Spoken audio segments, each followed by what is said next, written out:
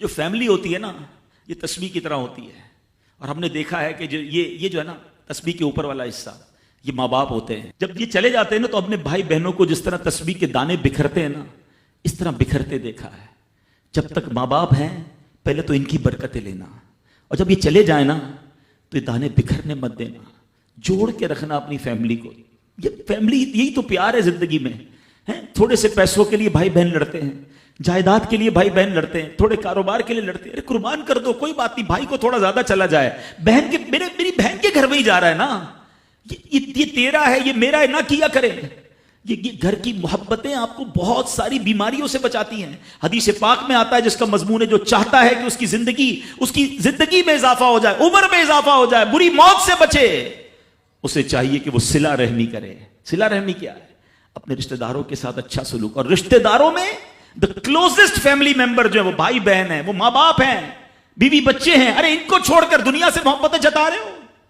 نہیں میرے پیارے اسلامی بھائیوں. تو اپنی بچیوں کے ساتھ اور اپنی بہنوں کے ساتھ بالخصوص اچھا سلوک کرنا. خوش نصیب ہے وہ بھائی جو بہنوں کا مان ہے, خوش نصیب ہے وہ جو والد جو اپنی بچیوں کے ساتھ اچھا برتاؤ کرتا ہے. بہنوں کی دعائیں بھائی کو بہت اوپر لے جاتی ہیں. خوش نصیب ہے وہ بھائی. اچھا ہمارے ایک اور نظام پتہ ہے کیا ہے کہ جب تک ماں باپ کے ساتھ رہ رہے ہیں تو چلے بھائی بہنوں میں پیار ہے. اب بھائی بہنوں میں شادی ہو گئی, سب کی شادیاں ہو گئیں اور ماں باپ چلے گئے, تو اب نارملی لوگ اپنی بہنوں کو اگنور کرتے ہیں. اب یار میں تو اپنی بیوی کو دیکھوں گا, اپنے بچوں کو دیکھوں گا, اپنی کمائی کو دیکھوں گا. نہیں, اب بھائی کا کام ہے کہ وہ والد کا کردار ادا کرے, بہنوں کو یہ احساس دلائے کہ تمہارے ماں باپ چلے گئے ہیں مگر تمہارے بھائی زندہ ہیں, ہر مشکل میں تمہارے بھائی تمہارے ساتھ کھڑے ہوں گے.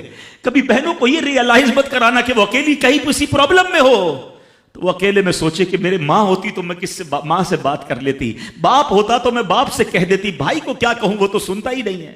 ہیں ایسے بھائی آج بھی کہ بہنیں انہیں اپنا دکھ بھی شیئر نہیں کرتی ہیں, بلکہ بھائیوں کو پڑی ہی نہیں ہے بہن کدھر گئی.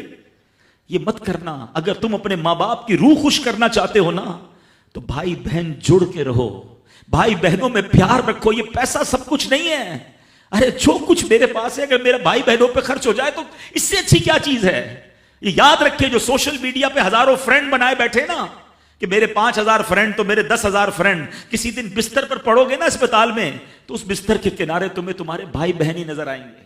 وہ سوشل میڈیا والا تمہارا جو سارے دن چیٹنگ جس کے ساتھ واٹس ایپ پہ لگے ہوئے ہو نا گروپ میں, کوئی نظر نہیں آئے گا. جب تمہارے گھر میں کوئی بچے کا پرابلم ہوگا رات آدھی رات کو اگر تمہارے گھر کوئی آ کے تمہیں دلاسا دے گا تو تمہارے بھائی بہن ہوں گے. بہنوں کو حقیر نہ سمجھنا, یہ ان لوگوں کے لیے بھی درس ہے. اسلام جب نہیں آیا تھا نا تو بہنوں کے حقوق نہیں تھے, ان کو کوئی ورثے میں حق نہیں دیتا تھا, بہنوں کی شادیاں نہیں کرواتے تھے. مگر آج بھی کچھ قبائل سنا ہے ایسے ہیں, آج بھی بدبخت کچھ لوگ ایسے ہیں جو بہنوں کے حق دبا لیتے ہیں. ارے بہنیں تو غم گسار ہوتی ہیں, بہنیں تو بھائیوں کا مان ہوتی ہیں. ارے بہنیں ہوتی ہیں تو گھر میں رونق ہوتی ہے. ارے بہنوں کو عزت دیا کرو, بہنوں کو پیار دیا کرو. اللہ کے حبیب فرماتے ہیں ایسا بھی ہوا کہ کچھ لوگوں کی ماں باپ جلدی چلے گئے, اب بھائی پر بہنوں کا بوجھ ہے. ایک صحابی کے بارے میں آتا ہے ان کی 6 یا 7 بہنیں تھیں اور سبحان اللہ وہ اپنی بہنوں کو انہوں نے پالا, اپنی بہنوں کو باپ بن کر پالا, ان کے بالوں میں کنگھی بھی کرتے تھے. اور جب بہنوں کی شادیاں ہو گئی, بہنیں بڑی ہو گئی, اپنی شادی تاخیر سے کی اور شادی بھی کسی بیوہ سے کی.